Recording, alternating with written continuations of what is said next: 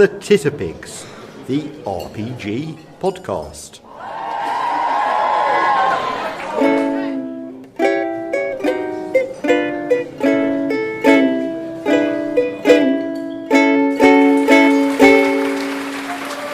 Am I getting paid for this one? Yeah, email us Tuesday.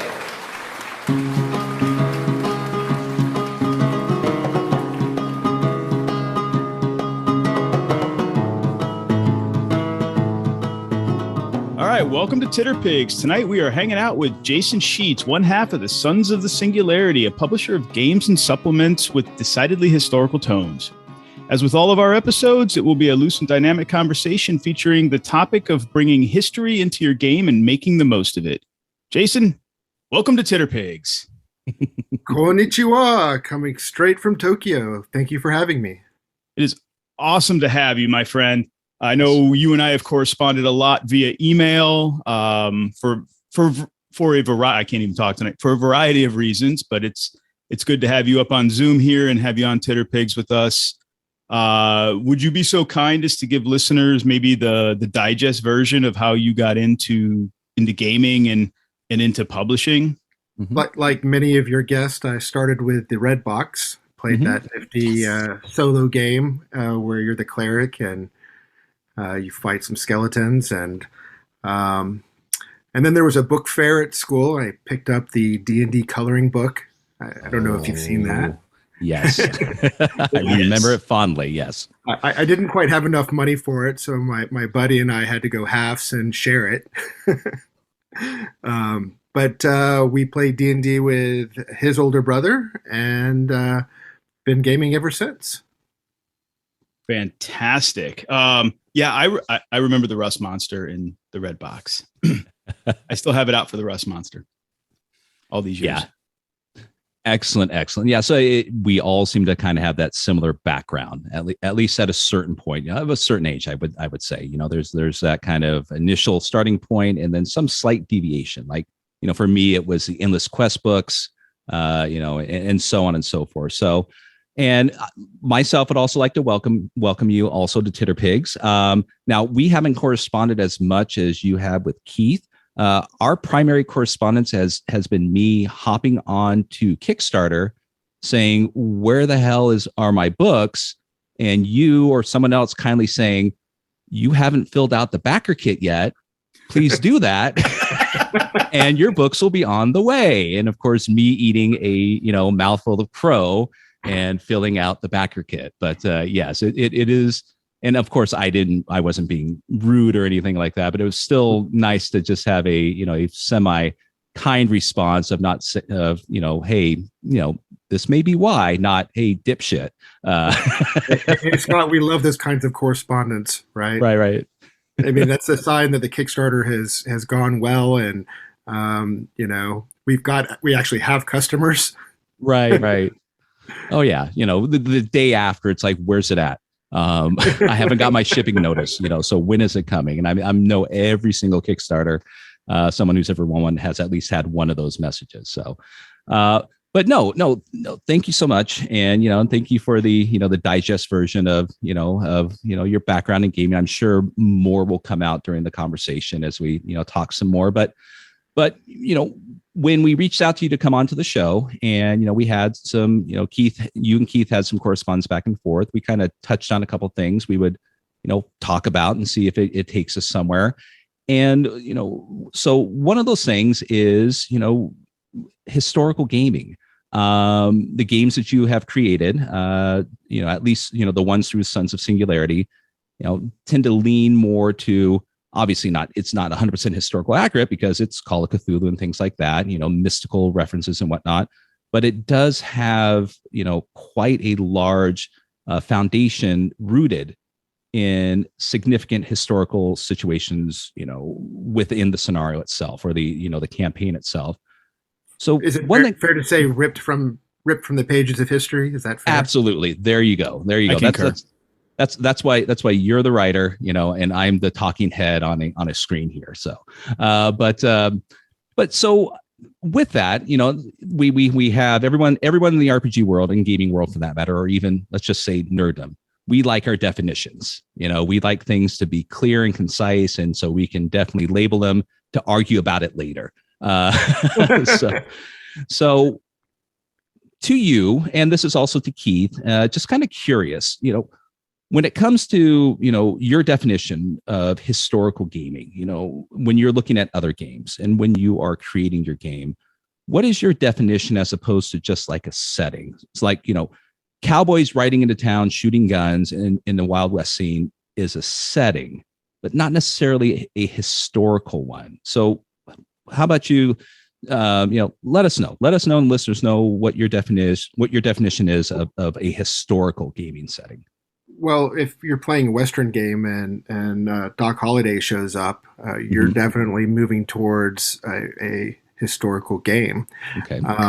So maybe this is more of an art than a science, but you can look for things that really tie it to history. And when you tie your story to history, it allows for greater immersion.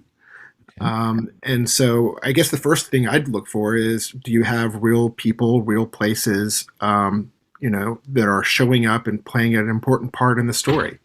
If Doc Holliday has a speaking part or does something, or there's an interaction, or even if a player is playing Doc Holliday, potentially.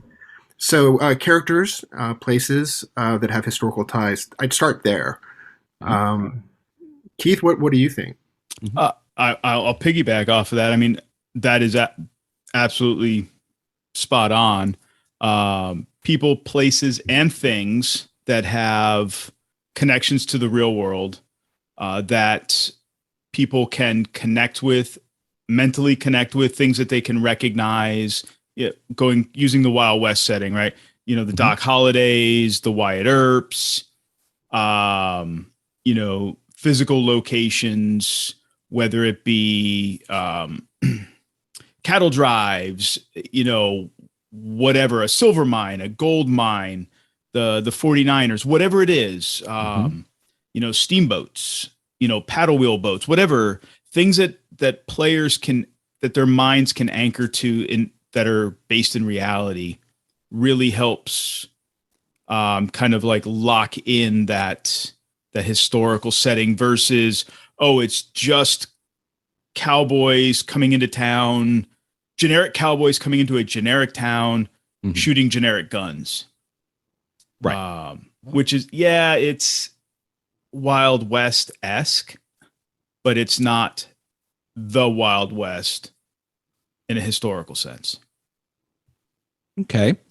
So, and the primary reason I'm kind of leaning the questions on you is obviously, Jason, you have a background in this with the games that you not only, created, but run, from my discussion with Keith, and, and Keith has a legitimate background in history. He's that's where a lot of his education stems from. He's got, last I checked, he's got 8 or 9 master's degrees in the historical significance of red ants in Malaysia, and I mean just really diverse ones, right, Keith? I have very diverse college degrees. That is true.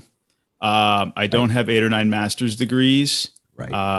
I was working on two master's degrees, but I didn't finish either of those because I ran out of funding. Right. But I have lots of credit hours. Right. Yeah, And but both exactly. are in historical disciplines. Okay, so another question, and then I'm going to kind of toss the torch over to Keith, and he can take it from there. So not just people within history, not just places, not just kind of maybe historically accurate situations, but whatnot. But what about actual events? Would you say that that's an important thing? Because I'm not as familiar with the Sassoon files. But Journal Indochine looks like it takes place during a significant part of history, and likewise, it also looks like the Sassoon Files does also. Yeah, that's correct. I think that historical events are, if your story takes place within the context of that historical event at the same time as the historical event becomes the cause of the historical event, or results because of the historical event, you're now playing a game that's a history game. And that's an important part of the stories that I write. And that's an important part of other games that are also, in this space. So, for example, I played a game called Millionaire Special. It's a scenario, Trail of Cthulhu scenario, where you're on the Titanic. That's a huge historical event. Surprise, you're on the Titanic. Oh wow, yeah. And that's an amazing horror background, right? I mean, that's just absolutely.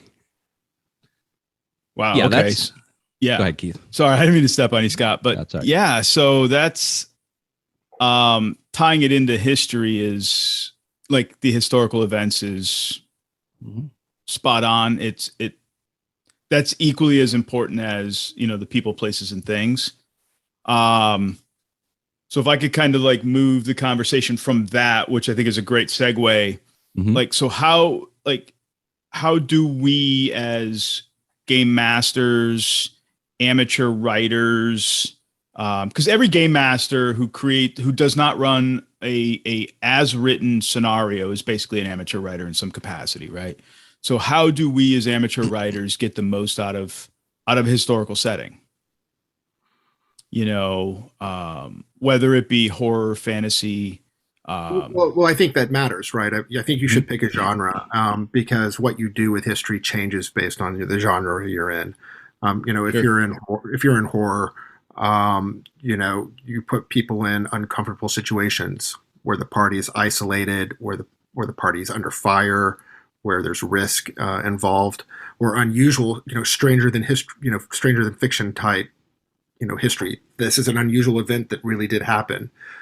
In the context of fantasy, you might not be looking for that. If you're doing feudal Japan, you might be telling a story about samurai or ninja. If you're doing, Wild West or pirates, pirates don't necessarily. Pirates. They don't necessarily go. I mean, you can have pirates and horror, but that's not necessarily a given. You could go down a different route. So the history that you're going to pick and choose from really depends on the flavor that you want for your campaign. And so your genre will help drive that, I think. Okay. That's fair. So I'll add a little bit to that as someone who has not written, but who has run a couple games or has played in some games that take place during significant historical events. Primarily Call of Cthulhu, especially the current edition, they become notorious isn't the correct word, but known for that, with, obviously the most recent edition, Children of Fear, is just steeped in that and does a fantastic job. It almost feels like a walking tour of those areas as you're playing that game. When I completed it, I felt smarter and like I knew significantly more things that happened. Whereas, that history, at least here in the States, is largely ignored unless you're, upper, higher education and whatnot, specializing in that. But one of the things that I've kind of found is dealing within the historical thing is almost like dealing with a licensed setting. As I'm going through these historical events, is it more important to me to maintain the integrity of the history while the people are playing the game, or if they start changing the events of history, to just let them lead it down the path, and ultimately, we come out with a totally different event. And it was interesting, but it seems to kind of, I don't know if they actually intersect. But I don't know if that's the responsibility of the game master to maintain the historical integrity of what they're currently playing through as they're changing these events. Yeah, but before we dive into that, right. I think we should talk a little bit about the idea that the depth of a setting is defined by whether you've set it in history, which means it has infinite depth, it has details. Okay. If you set it in fantasy, if it's from a licensed product, it potentially has great depth. If you're playing Star Wars, everybody knows what the Star Wars universe is, right? If you start playing in a setting that is fantasy, that is homebrewed, that doesn't have that kind of depth, your setting is more flexible, but it's also more shallow, and you have less to draw on. And so there, we should start off with that as a premise. Okay. And then your question is, well, what is the responsibility of the GM in relation to keeping the story consistent with history or giving an alternative interpretation of what happened? Right. We're playing a story game, and Right. story games are, it's the job of both the GM and the players to build out that story. And if they like a story that hides within the pages of history and looks consistent from afar, great. And if they want to change history and rewrite it, great. Why not?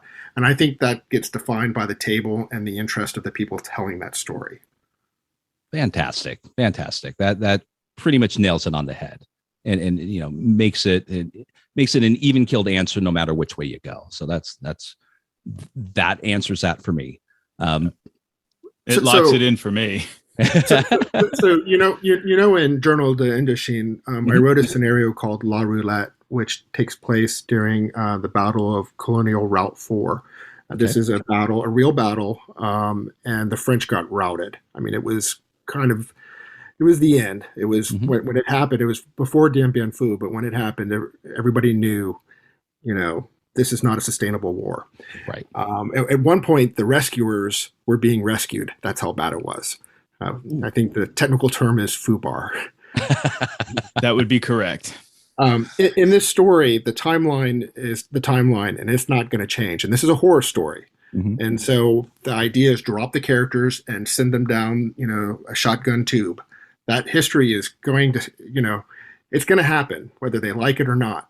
But that's not the story. That's just the setting. There's a story that's taking place there that is about, something else. They're looking to explore why they're in a particular predicament. Why are they in this historical setting having these bad things happen to them? And there's a mythos answer to that question. And I'm not going to spoil that. Yeah, it's fine. But I think that's a good example of the blending of the two, having that player experience within the context or the framework of the historical setting, right? You know that them going into it, and they probably know if they have any sense of that history, that they are going, it's an absolute, that real event is an absolute shit show. So it is what it is, but that's not why they are there per se. Correct. They are there. Other things are happening, because I've read that scenario, so I'm not going to give anything away. Other things are happening that they are there trying to figure out and suss out those details and interlink and connect those pieces. That being said, those other things are still happening around them, which are the real historical events. So they run in parallel. So let's compare that to the other historical scenario that I wrote, which is called Black Sea Rising, which happens towards the end of World War II. Japan is losing. They're in retreat. And the story takes place in what was French-occupied Indochina in Vietnam. Okay. And, you're playing OSS. You're playing, a ragtag group of resistance to the Japanese, essentially.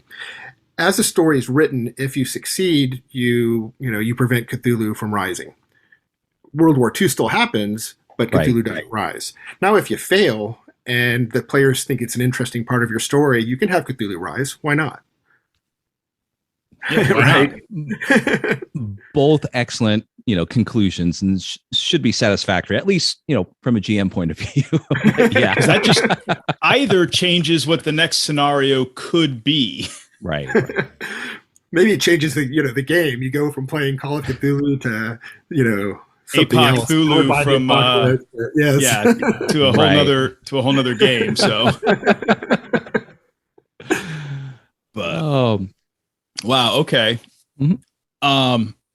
So along with that, kind of either paralleling or depending on what the table wants in terms of more historical or less accuracy with the with the history, but still within the bigger historical context. What are your thoughts on using games to teach history, like actual factual history. And I asked this because I have lots of friends that are teachers. Part of my day job, I teach. I don't teach history, but I do teach some stuff. I can't go into it, but I do teach some stuff, and I do have teachers in my family. So I appreciate teachers. I can't think of a more powerful tool to teach history than RPGs. And it starts first with a keeper who's doing preparation. So Sassoon Files was, I knew it was going to be a book. I didn't know if it was going to be a history book or an RPG book, but that involved an immense amount of research into Shanghai in the 20s. And by virtue of conducting that research, I learned a lot about China. I had to figure out, who Big-Eared Du was, or and what the Green Gang was about. And I had to figure out what the nascent communist movement was doing. And by virtue of doing all that research and trying to build a story or write my story into that setting, I learned a ton of information. And then when I sat down with my players, they all had bits of their history. They knew of some of it, but not all of it. And when you get down, you get these synergies at that table, or somebody asks, was this technology available? Was there antibiotics yet? Or who was trading in opium? Or, what type of firearms are available? I mean, those questions are questions that help you understand what's going on at that time period. Knowing that there was that the French the French portion of Shanghai was separate from the Chinese portion, which was also separate from the Shanghai International Settlement. And that they each had their own police forces. That's you don't figure that out unless you start asking those questions. And so, in the context of an RPG, you're going to go out and you're going to go get those answers. And so, in terms of really understanding what it means to say that there was a protest on May 4th or May 11th or whatever, then if you understand all the pieces that went together and what led up to it, then you have a much better understanding of your history. It's not just one piece of history information. It's just a collection of information points that build out a picture. And then the other thing I would have to say about it is when you're role playing as a historical character, you put yourself in their shoes to the best that you can. That helps you understand perhaps the real historical event that took place. Without question. I mean, it's funny you mentioned Shanghai during the 20s, because right now, just last Sunday was when my Masks of Nyarlathotep campaign, they arrived in Shanghai. And like you had said, that even prior to that, and I don't know how familiar you are with the campaign, I assume you probably are, they decided to leap from New York to Shanghai. So there is not only the culture shock with the players, but also within their characters within the game, because they weren't taking the linear path. Dope. But even from the beginning, I totally agree with you about the utilizing RPGs, even games specifically, to teach history is fantastic, and RPG is a more powerful source. And there's grown adults there that knew absolutely nothing about the 20s, and they were asking those questions you just said, and they're learning things, and I'm learning things too as I'm preparing, and they're playing things out, and something would come up, and then I have to look something up because they're wanting to keep it as genuine as possible within the realm of still having fun. And then when we go to Shanghai, yeah, I mean, it's the atmosphere suddenly changed, and the as I'm reading through that, and going that at any given moment there could be some sort of side situation that's going to complicate the issue within the mythos aspect of it, and they're learning things too. And same thing with Children of Fear. So many things that I learned about the myths and legends of Central Asia and Northern India that Lynn Willis, Lynn right? Hardy. Lynn Hardy, sorry, I get that confused. Lynn Hardy did with that. You could just read that book and not ever play it and walk away with a wealth of historically accurate knowledge. And I think it's a powerful tool for, that some people may kind of, some certain people may overlook as, you're just throwing shiny rocks and, swinging daggers and shooting guns at, tentacled octopus men and whatnot. And, what are you really doing? But yeah, that's a fantastic observation.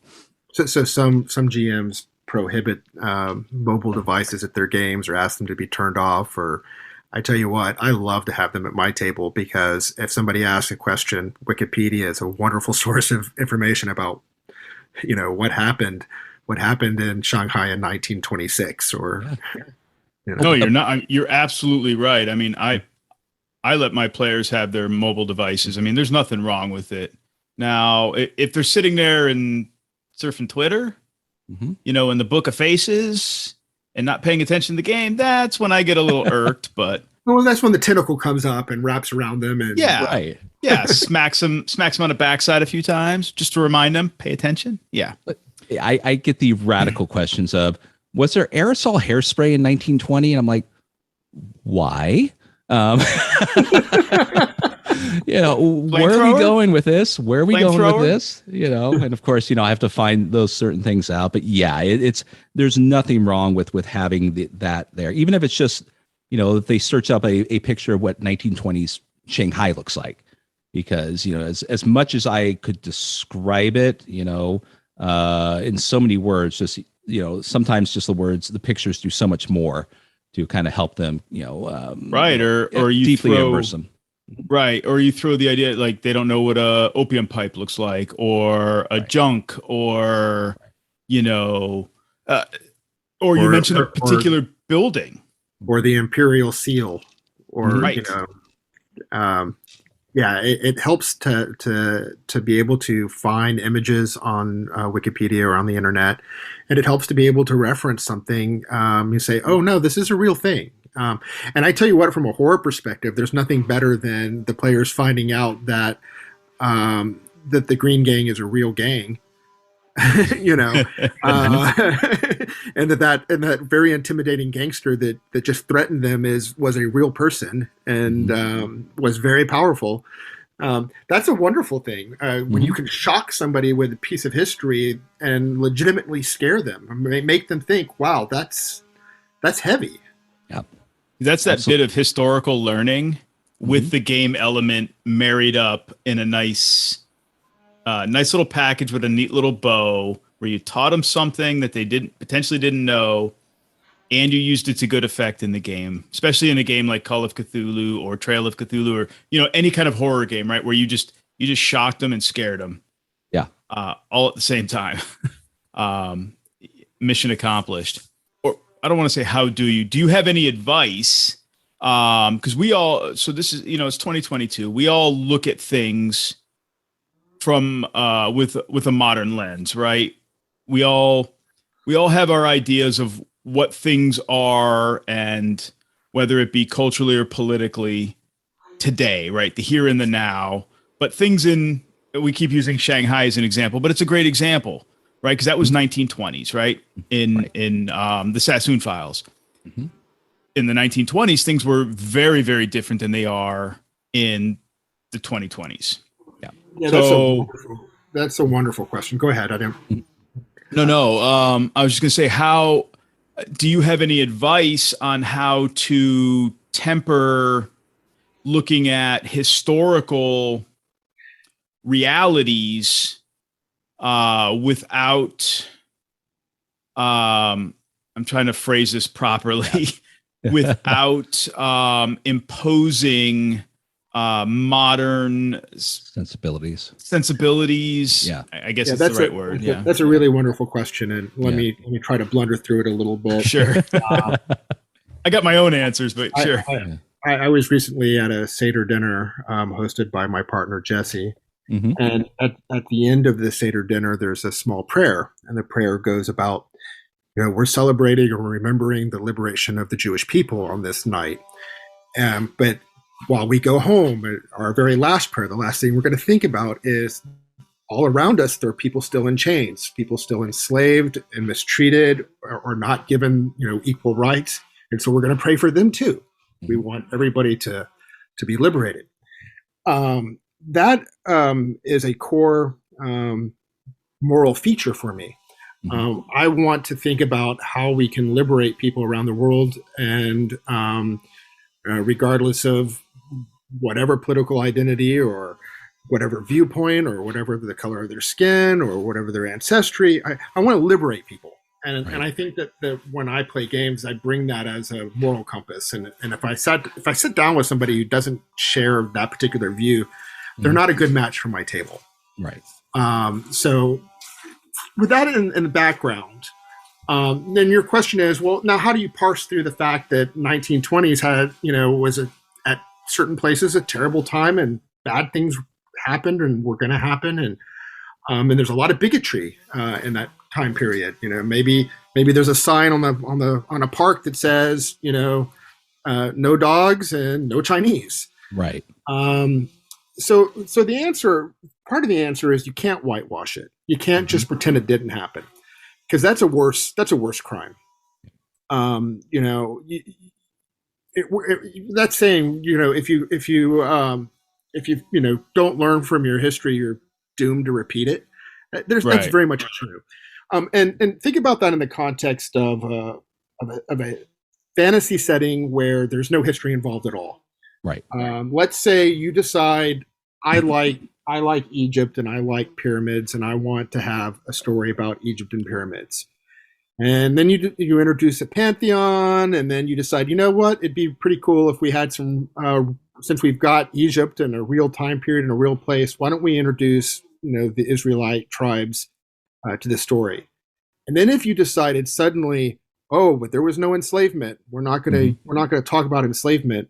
Well, then you've got a problematic situation, because you've done a disservice to the Jewish people and to history, and you've whitewashed something, or you've engaged in some kind of denialism, or maybe unintentionally. Maybe it was completely unintentional, but damn, you're there. You got a very very real moral problem there with your setup.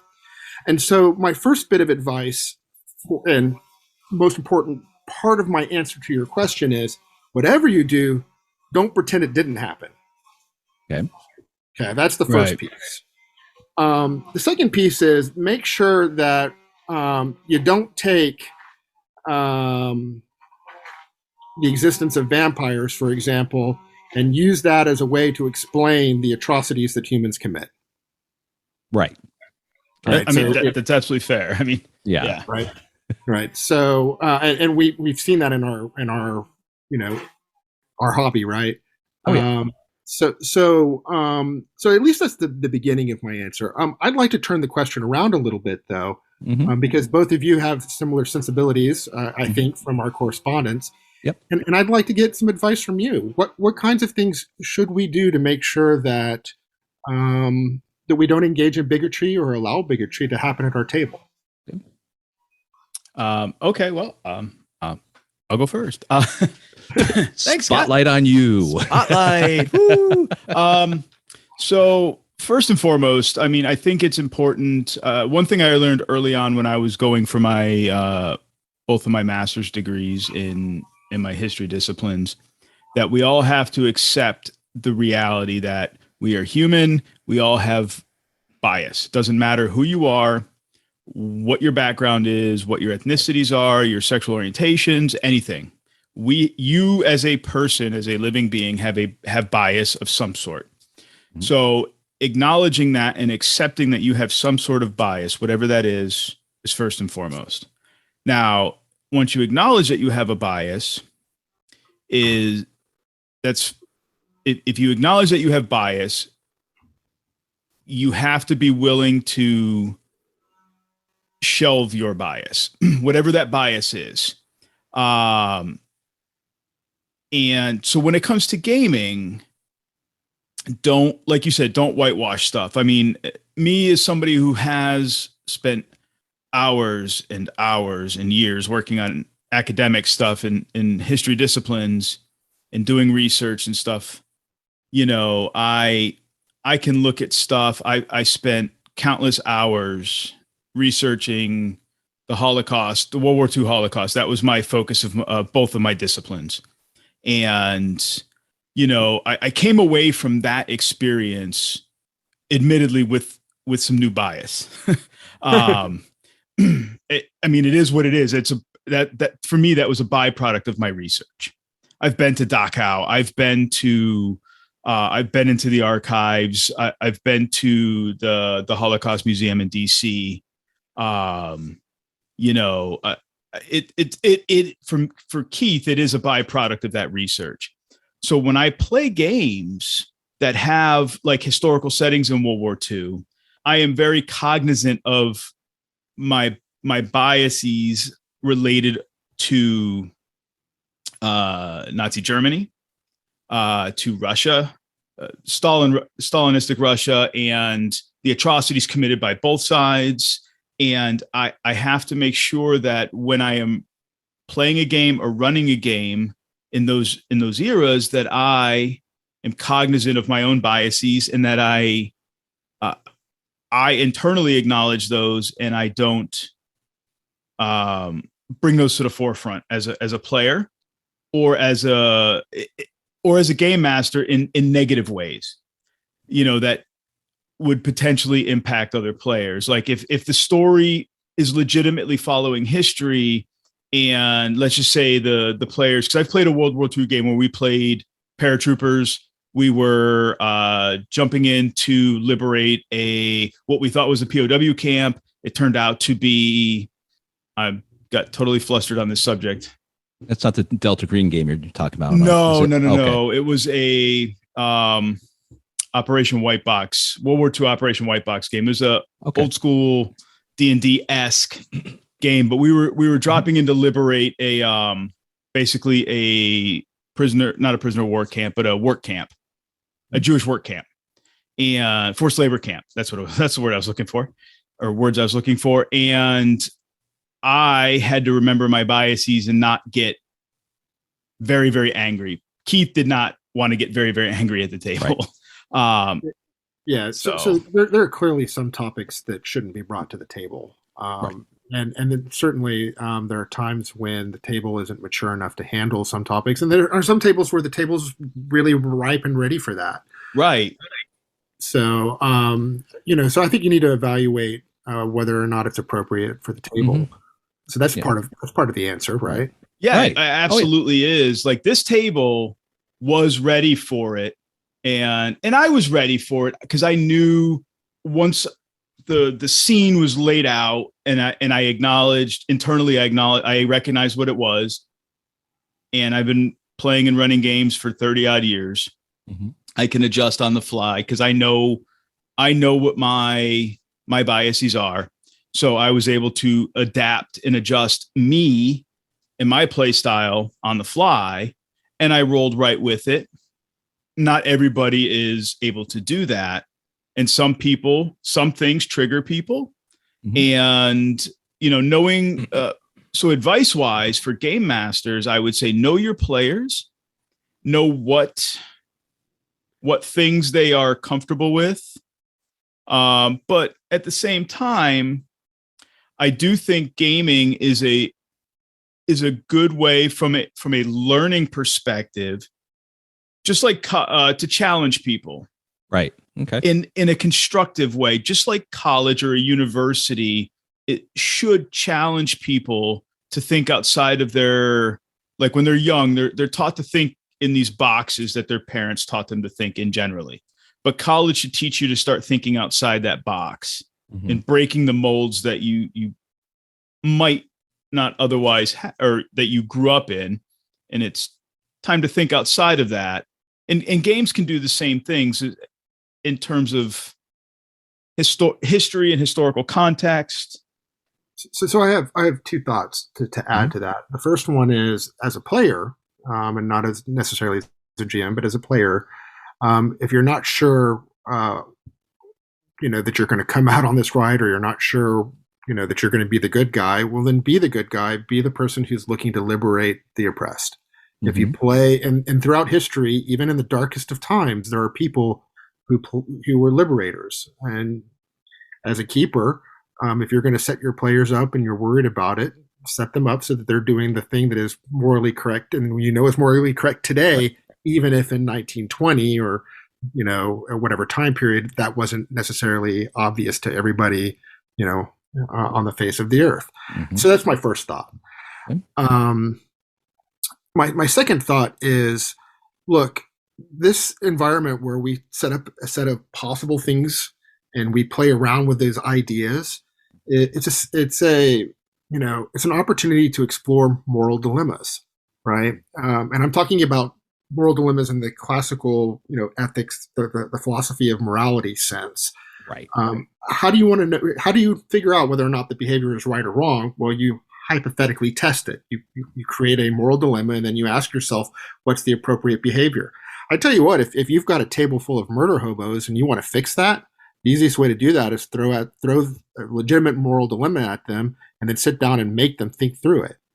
Right. Right. You're not wrong. Right. You're not wrong. So I'll piggyback off of Keith. Mine probably is not going to be as in depth because, to be perfectly honest, I haven't had to deal in situations such as that, as much as Keith has. The diversity of my games, tend to have become, a lot more interesting later in life as opposed to younger, where it literally was just kick down the door and, grab my treasure and move on. Or if we were dealing with horror, it was how can we destroy this horror as quick as we can. But as of late, I think a good example of it for me is dealing with aspects of that is the character that I played in Children of Fear was an English academic woman who was going over to the university in Peking in 1920s. Now, could that be a possibility? Absolutely. But the chance of it would have been, at least as it's stated within the book, probably slim to none, but it's not 100%, inaccurate. And it was brought up, and it was, it's brought to your attention just so this is a character you're playing, but this is how things, were technically like back then. But it wasn't front and center. It was just, I was made aware of it. But it wasn't like my character, I didn't have to spend the entire game struggling with adversity just to participate in a Cthulhu Mythos game. It may have come up every once in a while, and it was, but there was a way that at least the GM made it more of a gaming aspect, not just a brick wall. And I think that's, that's true in most things when you're dealing with that is, as you had said, don't ignore the fact. Don't do a disservice to how things were. Make people aware. Make this a learning experience, but don't use it as a crutch, and don't make people struggle with aspects like that. Just because I may be totally just describing this incorrectly, but you're trying to make a point. This is how it is, and I think you're right. I think a GM that just puts up a barrier is not treating his players fairly. Right. But I also think that that the easiest way for a player to really understand the plight of another person is to put themselves, or try to the best of their ability to put themselves in their shoes, which is what role playing is. Mm-hmm. So what better way to also teach people not to be racist or not to be bigots? Put yourself in the shoes of somebody who's oppressed. Right. And then the last thought I have on this is, throughout, and to tie it back to our topic, throughout history, who the real heroes are. They're the people who, were in adverse situations, and, the female professor of archaeology who made it to the field and discovered something. The lawyer, like right now we're playing a game. I'm playing a game with a group of guys that is set in Morocco just prior to World War II. Mm-hmm. And Helen Benatar, who is a Moroccan lawyer, pretty well-known, important figure who did a lot of great things, is front and center in our story. Mm-hmm. One of the things that you can do with historical settings is go out and find those really interesting real life heroes and bring them to being, whether that's done as an NPC or as a player character. You can do it both ways, but the idea is these are real life heroes. Let's put a spotlight on them.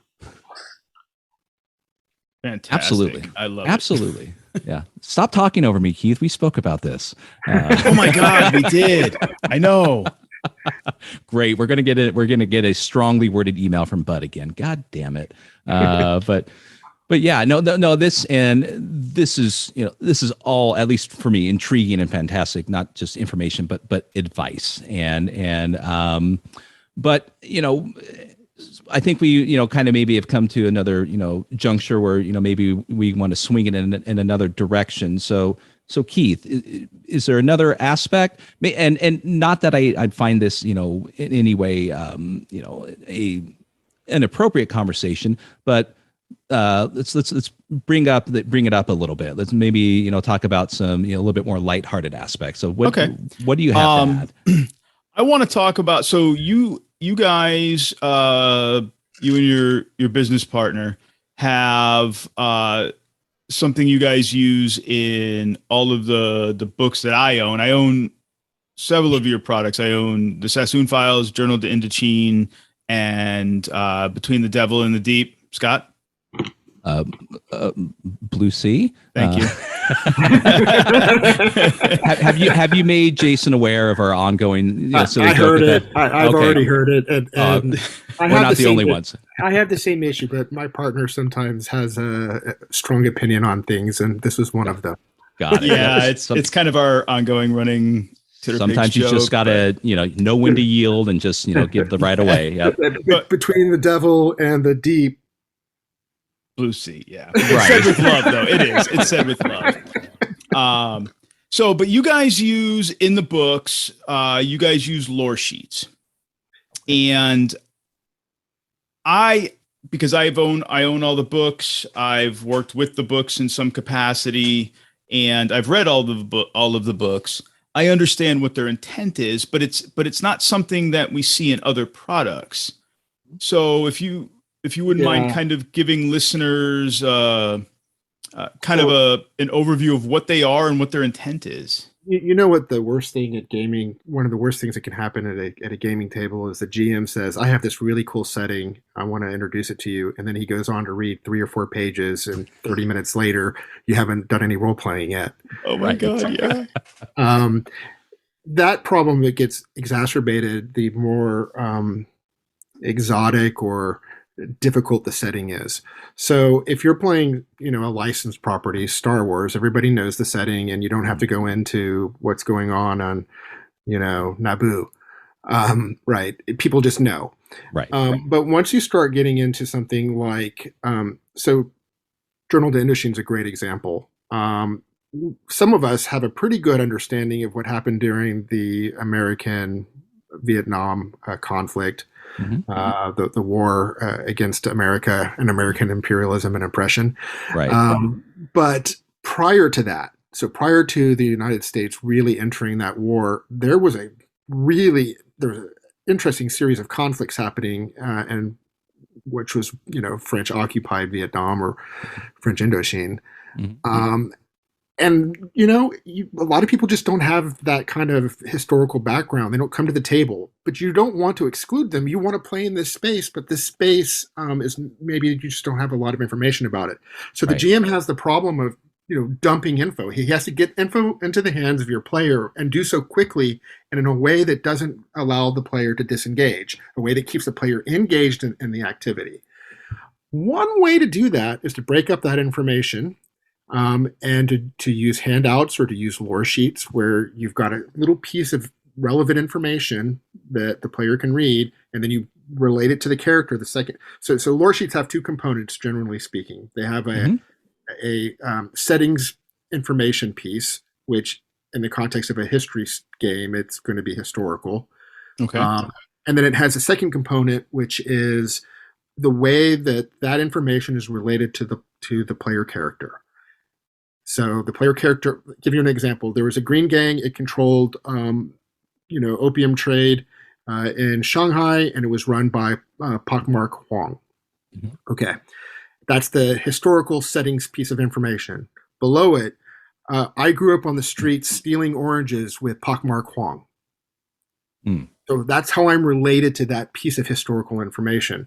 And then you say, all right, this gives depth to your character, and it gives depth to your character instantly. And over the course of the game, you have an interaction with the Green Gang that the person that has that lore sheet can say, oh, I know what the Green Gang is.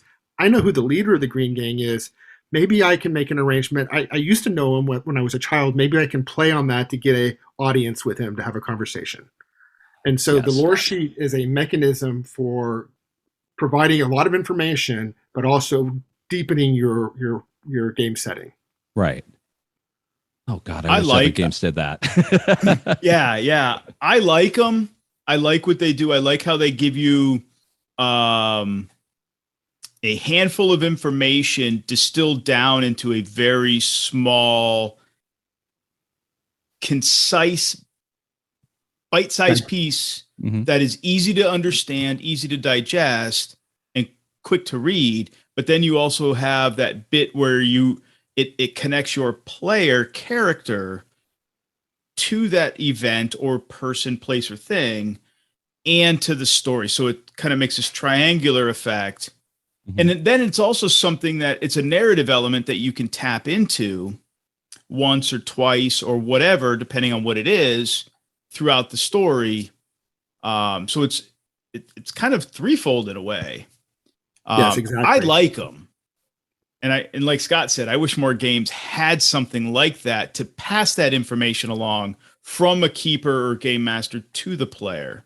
Well, I do like the idea of, and this is a GM's perspective of putting some of the onus onto your players.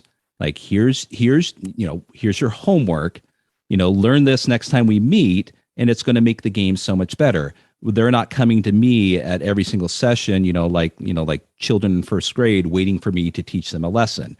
They're prepared, they're ready to engage, and therefore, it sounds like something that would make it so much easier in regards to a lot of different games, especially where, when something like, the Sassoon Files or, Journal Indochine, we don't have the ability to go, well, it's like Star Wars. And they could go, oh, it all makes sense. That now I don't have to worry about anything else. Or it's like this, it's like that.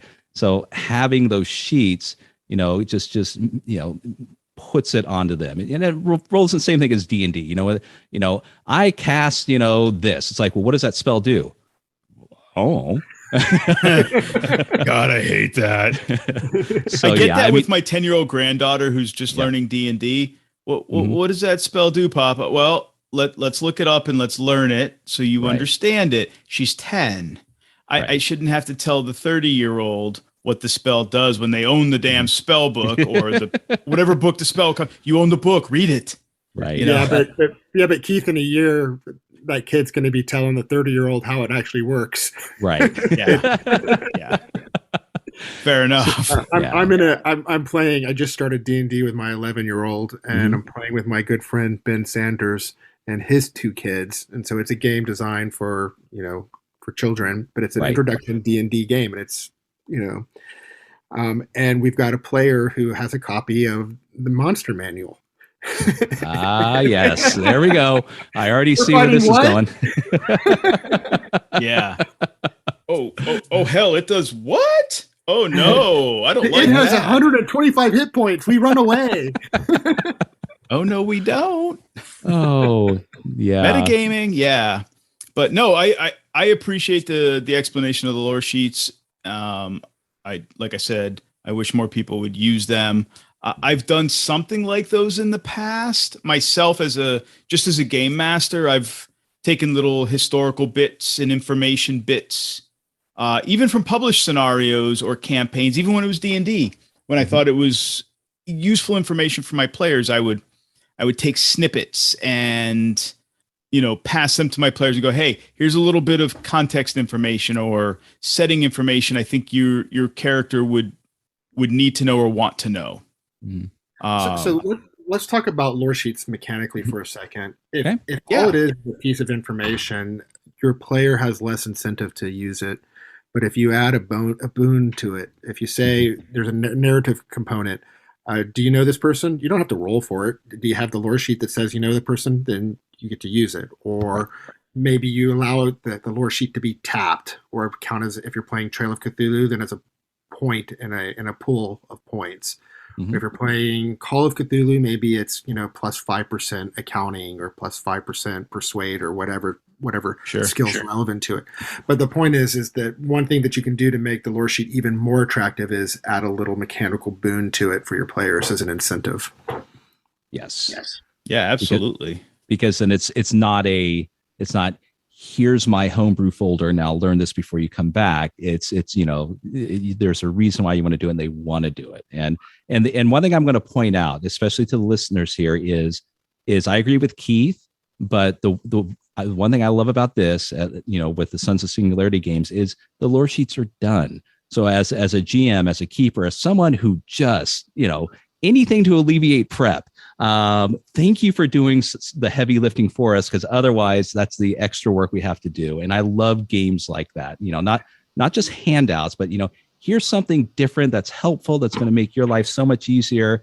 And thank God, it's just wonderful to see that kind of consideration with games. You can tell someone has run several games when they're producing these extra, fiddly bits within their things to make a keeper's life easier, not necessarily a player. So we should say that one of the downsides to historical settings is that you could get it wrong, and they require some research.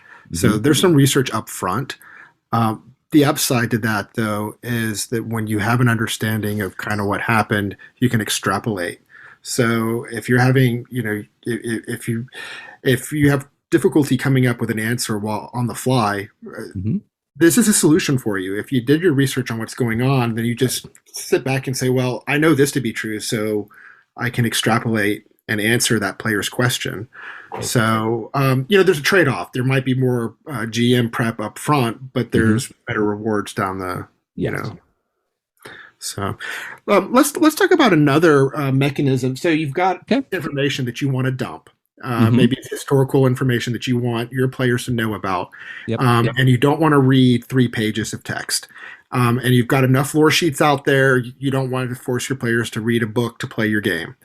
There's another technique that you can use to provide a bit of historical context. And this is a flashback into the shoes of somebody that was there.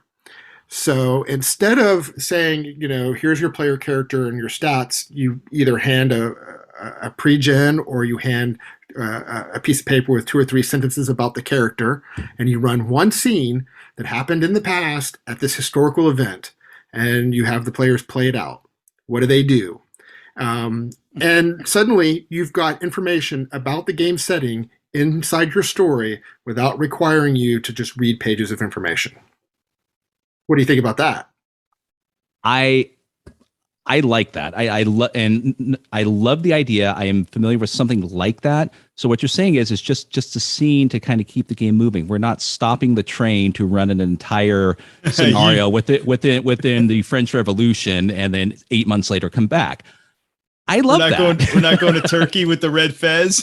Right, exactly. So no, I that's a fantastic idea. I'm a big fan of diversifying your game like that. So to mix it up, to kind of keep them on their toes, to keep things interesting. So it's not just we're doing the same thing game after game after game after session after session. I like that. I like that idea a lot. So yeah, I like so when Horror on the Orient Express uses the flashback scenarios, right? They're a little excessive. They're fun, don't get me wrong, but they're long. But shorter things where you can, like you said, take your players, give them a shortened character sheet, or just the things that the information they need to play out the scene, maybe 2 scenes and bam, or maybe a little bit longer scene, and they play it out. But it's an opportunity for you as the game master to convey the information that they need in the current setting, the current timeline that they're in, but it's coming from the past. I like those things. Whether they're slipping, backwards in these longer, I guess that would be a flashback, or flashing sideways a little bit to the left. in the timeline and just maybe going back 10 or 20 years or a few years, whatever it is, or 50 or 100 years. But those types of things are great to convey those bits of information if they can be done two ways, short and exciting. So in the Sassoon Files, there's a scenario that I co-wrote with Dan Bass called Let Sleeping Dogs Lie. The very first scene is a flashback to a real historical event, which was the raiding of the tomb of the Empress Dowager. So that tomb was broken into and rifled through. And that's the beginning of our scenario, but it's done as a flashback, and you play people who break into the tomb. And of course, it's a horror story, so it's a TPK. You all die terribly, and that's the beginning of the story. So you've got the historical. I thought that's what you might be alluding to. Yes. So I mean, it's exciting, it's fast. You get that TPK effect, and it's just one scene, and it's quick. Oh, yeah. I agree with you, Keith. No, I was just saying I agree with you. Don't stretch it out longer than necessary. It's just it's such, I don't know. It's something that I can think of using it in other games that if I was running something else that would just add so much to it, and not just horror, not just Call of Cthulhu, but any game in regards to that, if there's a necessity or a reason for it. So I need to make a mental note of that. I mean, just off the top of my head, so Scott and I built like this little lengthy, it's called a laundry list, but it's really not a laundry list. It's lengthy list of games that have historical elements to it. Right.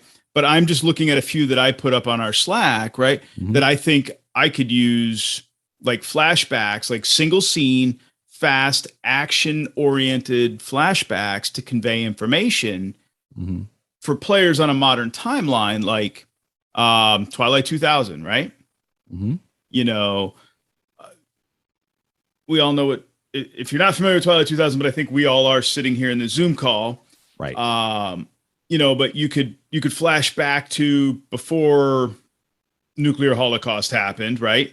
And convey some critical bits of information, and then boop, you pop back over to the current timeline the players are on, and now the characters now have a little bit of a wider range of context to their situation, or something like Night Witches, which happens to be a favorite of mine. I enjoy that game. Jason Morningstar. Yes.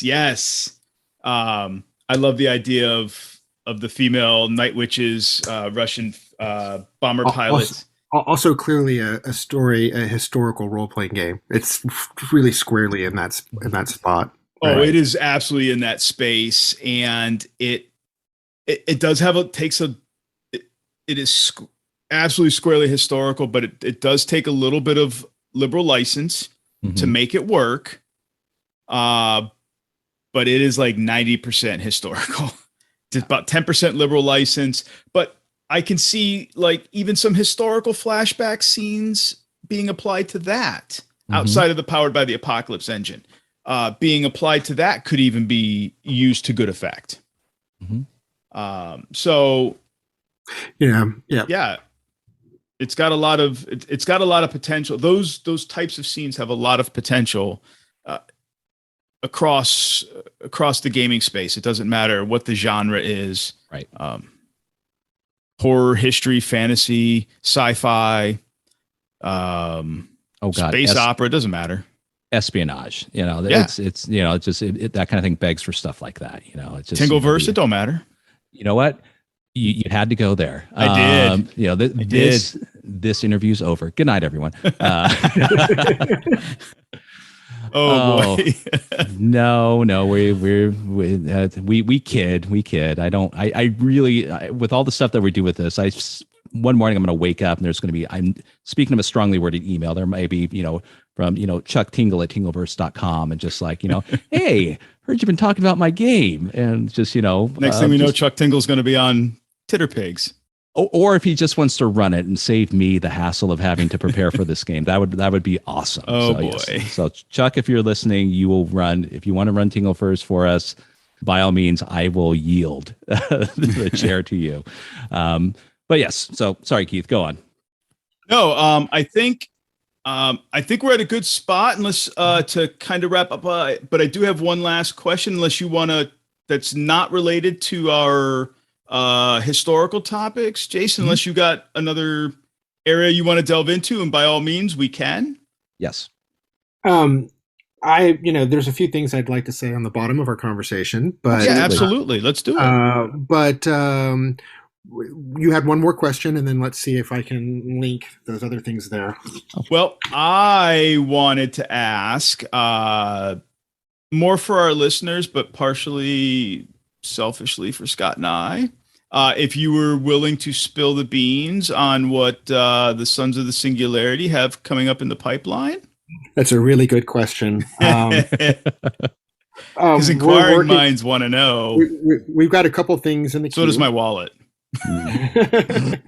We're working on a soon-to-be-announced project with Chaosium. Okay. What I can tell you is that all of the writers, the entire team, resides in Japan. Okay. Fantastic. Now, is that the only thing I will ask, since I know that I think you're holding that one close to the chest? Rightfully so. Is that going to be published? That project will be published through the Sons of the Singularity, or will it be published through Chaosium in that partnership? That's a good question. It's being co-published, so Chaosium will print the books and release them. Okay. Interesting. So we're writing the content in close partnership with Chaosium, and we have the benefit of having access to that team. It's great if we have questions about, do you think this art will work, or is this appropriate? We can go to Mike Mason and his team and say, give us the benefit of your wisdom, give us some guidance. So nice. This is a really exciting project for us. So I'm excited. Now, I will point out that one of our listeners, Fabio, is going to be absolutely, upended and upset that you have Mike Mason's ear and he has yet to gain it. Now, I'm not sure I have Mike Mason's ear. I know, but yeah, there's once again, there's an ongoing inside joke. I won't bore you with it, but Fabio, I'm sure when you hear this, you should have yourself a good old chuckle. So, wow. Yeah, okay. But it's such a cool project, to have, the industry heavyweight, willing to work with us and give us guidance and help us bring to market this, what I think will be a really great product. That's really exciting for us. So that's the big thing, soon to be announced. But fantastic. Well, I wait with bated breath. And then the second thing we're working on, we kind of have this rule. What do they say about writers? Write what you know. Role-playing publishers, indie publishers, really should publish what they play. And if you're not playing it, don't publish it because it hasn't been test played, and maybe you're not familiar with how it works, or maybe you think it works but it doesn't. So what happens for us at Sons is, we do a lot of role playing, and sometimes we stumble upon something that we think is good enough to bring to the public. I'm playing in a game right now that is set in North Africa. It starts just prior to World War II. I'm a player. I'm not quite sure where it ends yet. But that creative team is Patrick Chandler, Francis Aquadron, and Dan Bass, who I'm taken to calling the Gastown Games guys, because two of those members reside in Vancouver, British Columbia. Right. And that game is a campaign from much in the same way, say, Massive Nyarlathotep is, from beginning to end. And it has a lot of potential. It's a really interesting setting. And we'll see where that goes. I think we're going to want to bring that to market.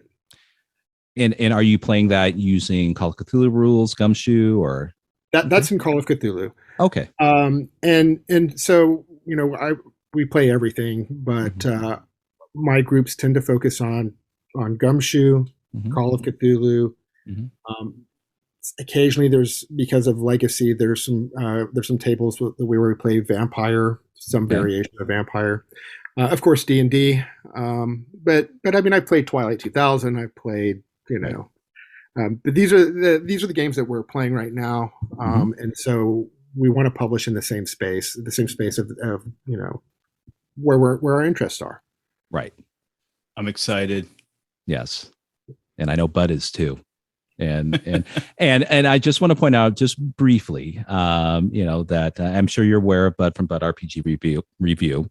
And he said it on his channel and also on all of the social medias. But he likes to point out consistently that the Sons of Singularity run the hands down best Kickstarter fulfillment ever that he's been through. So just want to give you a little bit of a credence and shout out, and just want to make sure that if I can make you blush a little bit, I can't tell because of the sunlight. My ears are red. There you go. Perfect. I can kind of tell. Right. So I won't drag you through the mud with that, but I just want to, just throw that your way a little bit and just know that. Yeah. We're grateful. Without Kickstarter, we can't bring our products to market. Right. The Kickstarter funds everything, and one of the most important things that it funds is editing services. Right. And I can't say without, how many of those. Yeah. Right. There are a ton of products that come to market that have not been properly edited. Finding a good editor is hard to do. So for those listening to the cast, I'm going to toot Keith's horn a little bit. Keith is a fantastic editor, and we like to work with him. And if you are looking for somebody who can do a good job and understands the industry, Keith's your man. Well, I appreciate it. No, I sincerely appreciate the shout out and the kudos, my friend. And when Keith gets embarrassed, the top of his head turns red. So it does, especially because it's shaved now. It's bald. And it's shaved for cancer awareness, right? Yes. It is. I shaved my head a few weeks back, and I'm going to keep doing it for another few weeks while my buddy goes through chemotherapy. After he had his cancer surgeries. I had told his wife while he was in recovery that when he started chemo, I would shave my head in solidarity while he went through chemo. So when he started chemo, 2 days later, I came home from work, shaved my head, and I've kept it shaved ever since. So sending good wishes and speedy recovery to your friend. Yeah. Thank you. I will make sure that he listens to this episode. Because I know he does listen to him, but I will make sure that he specifically listens to this one, so I know he'll appreciate it. Last word I got from him though was all the tests have come back that he is cancer free. So fingers crossed that it stays that way for the remainder of his hopefully natural long life. So shout outs to Pat. Woo! Hey Pat. So, but thanks for spilling the beans on your pipeline, my friend. Yes, absolutely. I do have one other absolutely question. One other question. I think it's a good conclusion to the topic of historical RPGs. What, and don't mention my products. Okay. Besides Sons of the Singularity. Yep. What are your favorite historical RPGs? Ooh, glad I made that list. Ooh, Scott, you can take point on this one. Here's that spotlight, buddy. So, and you can kind of give, you and Keith, right? So give me the thumbs up or thumbs down as to, if this falls into that category, because I know some definitely will and some definitely won't. And I'm not going to name them all because I know Keith is going to have some that we have in common, but I'm going to start with an older one that I discovered a couple of years ago that isn't necessarily historical accurate, but I like where it takes place in the Elizabethan period, the old Maelstrom RPG, that came out 1980ish, written by a teenage Englishman, I think, and it's not 100% historically accurate, but it is a way to kind of enjoy that period of time with a low level of magic and more focus on other mechanics within that period. I'd say it's about as historic as Pendragon. And I love Pendragon. Me and others would probably disagree with that to a certain degree. Y'all can take me out back and whoop my ass later. And not to take too long on this. There's another one that I will point out that is near and dear to my heart. And I know for a fact that it's probably not that historically accurate, but it is the Celtic Campaign Sourcebook for Dungeons and Dragons 2nd edition, only because I, in the infinite wisdom of a teenage boy in high school, thought I could do a essay in my history class entirely based on the information in that book. And every time you tell me the story, I laugh. You've just proven us wrong. You cannot teach history through role-playing games. Well, I mean, this was 2nd edition D&D, so yeah, there really wasn't a lot of effort to kind of, make it as accurate as possible. But yeah, I did trade bits and pieces of that and was told, where did you get this information from?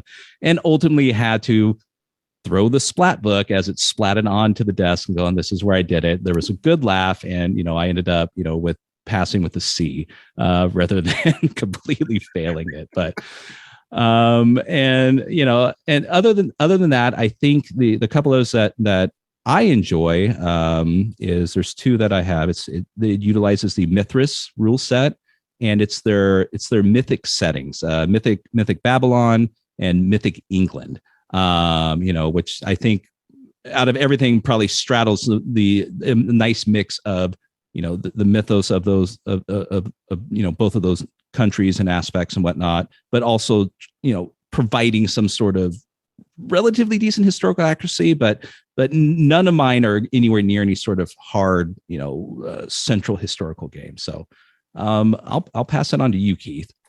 Wow. Okay. So I already mentioned one. I really enjoy Night Witches by Jason Morningstar. Mm-hmm.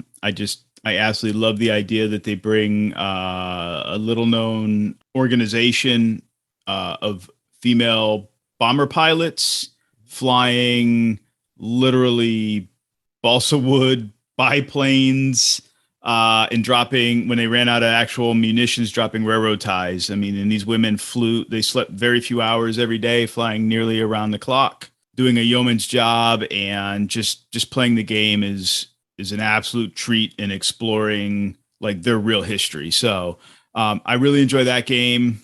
So that's kind of up there on the top of my list. Anything pirate related, I'm not going to mention my my new fancy, but because just follow me on any. Go ahead. Yeah. Just follow me on any of the socials. You already know it's Between the Devil and the Deep.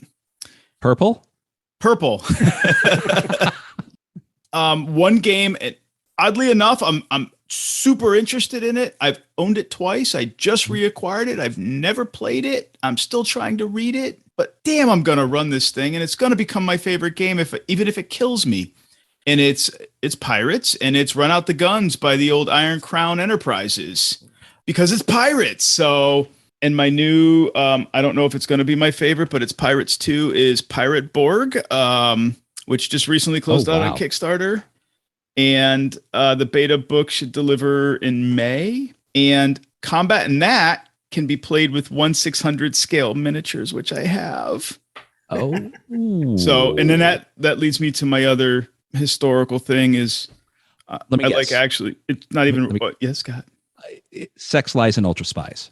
No, okay, that's not it. All right, go on. No, it's Tingleverse. No, I'm just kidding. No, my other thing, and it's actually not role-playing games, but it's historical all the same. I am absolutely a tabletop war gamer.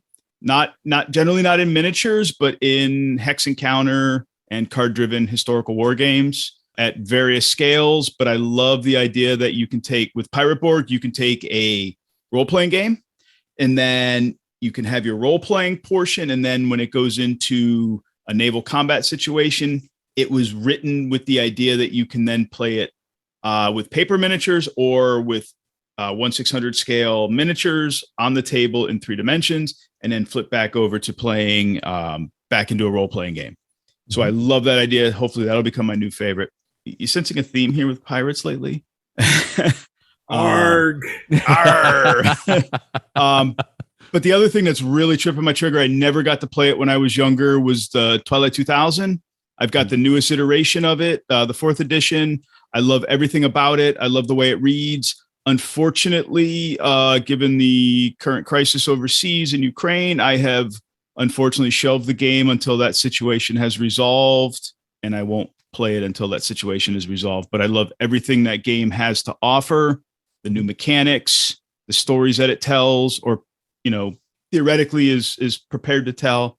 So yeah, history games are my jam. I have certain like niche genres, and historical games are one of them. Let me throw out one more real quick, because I really want to, because I absolutely love this game. But just and I'm not going to go into too much detail, but the desanction. Essentially what pretty much in a nutshell, what if John D, had his own what if John D ran Delta Green back in that period, kind of thing. So yes, but I just love the game, and and Paul is a fantastic guy. So Paul, if you're listening, you're probably not high, but yeah. So let's give a shout out to Kenneth Height's Fall of Delta Green. Yes. Yeah. Yes. Actually, Scott and I were talking about that before we went on the air, and it's just a good. Even if you just strip away the game, just from the book, like the book is just filled with great historical information. You can walk away from that just having a good understanding of that time period, and just really good spy thriller context and crazy information, and not knowing which is fact and which is fiction, and it's all good. Yeah.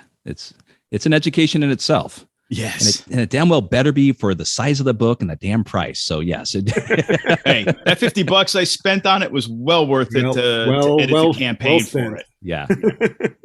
Now you better get that damn campaign out soon. That's all I'm saying. Mm-hmm. So, because I want to run it. I edited it. I want to run it. So, yeah. So I hope that answers your question. I mean, yes. We threw out some good ideas. I hope. Yeah. Yeah, that was awesome. Thank you, guys. Oh, no worries. Now, do you have one to add to it? I know you threw out Fall of Delta Green, but is there one that maybe we passed over that you're like, wow, they didn't mention that? No, you got the one I wanted. Great. Because I know there's people shouting. There's a ton of really good examples out there, and we could be at this for hours. Yes. Yeah. So, well, fantastic. Keith, anything else? And because I know we promised that we would get Jason out of here in 45 minutes, and there was not a chance in hell was ever going to happen. So no.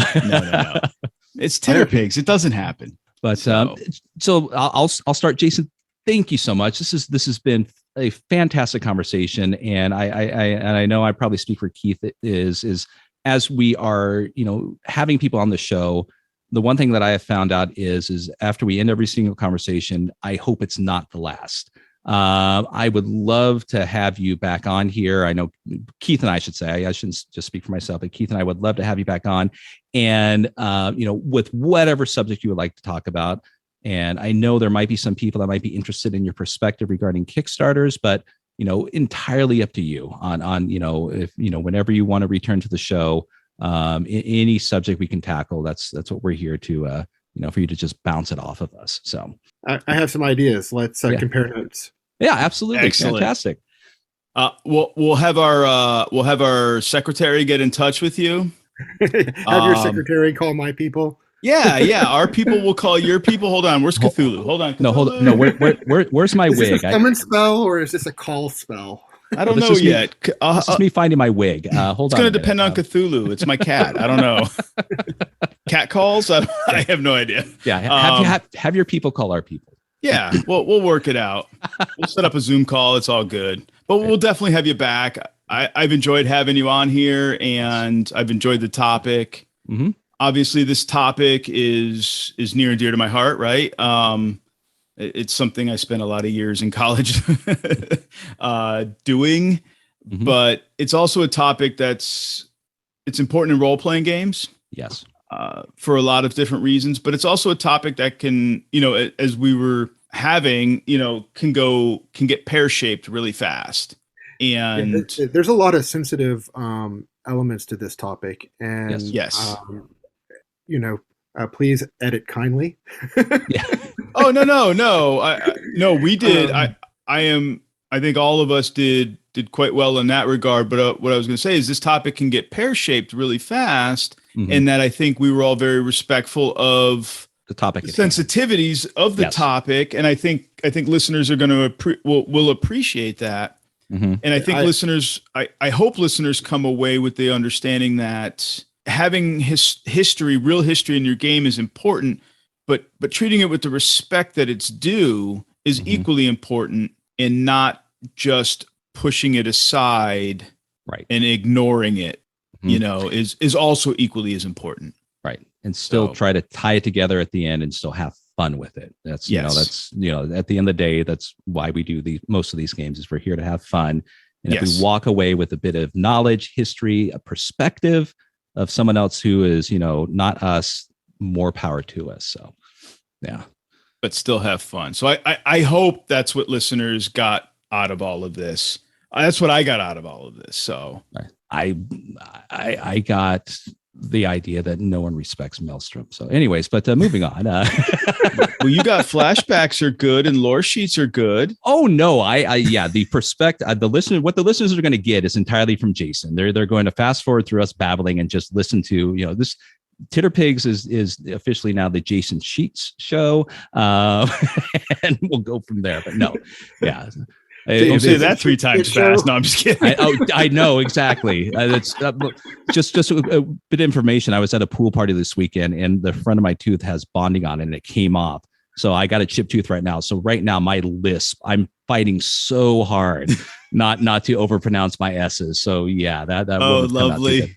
So fantastic. We won't keep you any longer. I know I have no idea what time it is over there, but we want to thank you so much for taking your time and spend it with us, and to give us and the listeners a perspective on how things are, and a bit of education on games and historical games themselves. So yeah, thanks, man. Thank you for having me. This was great.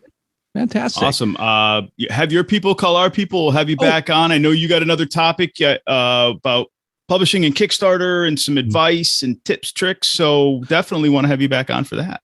And where can they find you, Jason? And we'll include it in the show notes, but just coming from yourself, where are some places that they can find you in your games? They can find us at the Sons of the Singularity website. Okay.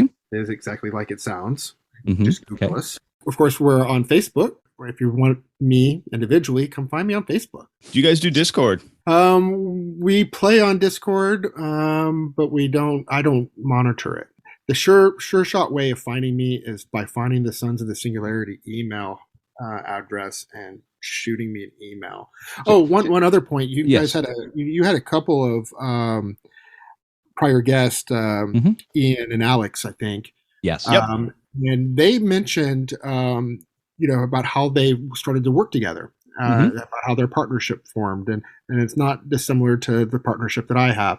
At the bottom of that conversation, they mentioned, if you have an idea, and if you have somebody out there who you respect and like what they're doing and are interested in working with them, reach out to them. I'm going to second that. Building a strategic alliance with people who are, interested in the same things that are in our hobby. It's a great way to produce more content, and it's a great way to also increase your network and meet new and interesting people like Keith and Scott. Yeah. Oh, now I'm blushing. Wow, Scott really is red. Yeah, no, when I blush, the gray hair on my beard turns red. So that's my thing. So he's bleeding from his beard. No, I'm just kidding. But yeah, I think with that words of wisdom, that I think that's a fantastic way to ride off in the sunset. So thank you. And yes, listeners, that right there, take that and ride with that also, and go out and create, your own games, your own stories, and all that stuff. So Keith, you wanna ride us off into the sunset now? And all right. Well, yep. So we are done with this episode. So again, Jason, on behalf of Scott and I, thank you for joining us for this episode of Titterpigs. Yes. Take care.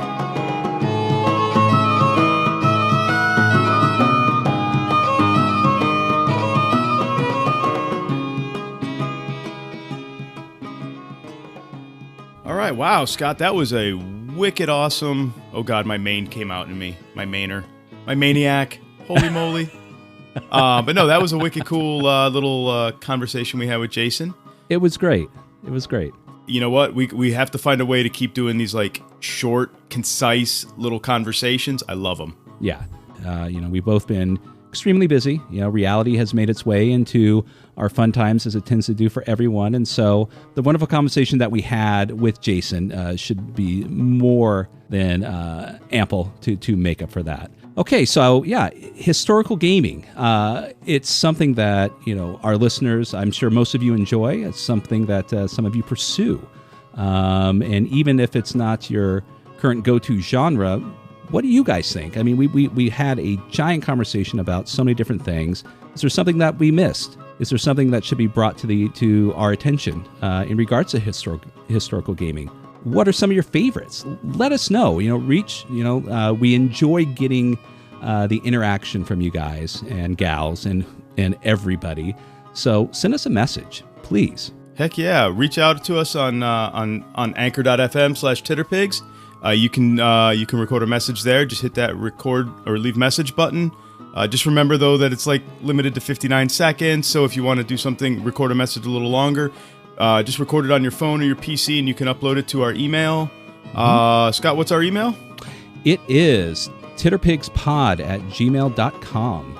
You can message us on Twitter. You can message us through our Facebook group. There's all kinds of ways to find us and send us messages. But yes, please tell us if there's a particular aspect of historical gaming that we didn't touch on that you would have liked to have heard us talk about. Because we can always bring Jason back or other guests back and continue the conversation. If there's a particular game that you think we should check out, by all means, tell us. Yes. Enlighten us. It may be something that could become our new fave. So, yeah, totally. We want to hear it. Well, there we go. We put a nice, neat bow on this episode. So we've got more great episodes coming soon. So definitely keep your eyes and ears out for those updates on Facebook or Twitter. Until next time, we're out of here.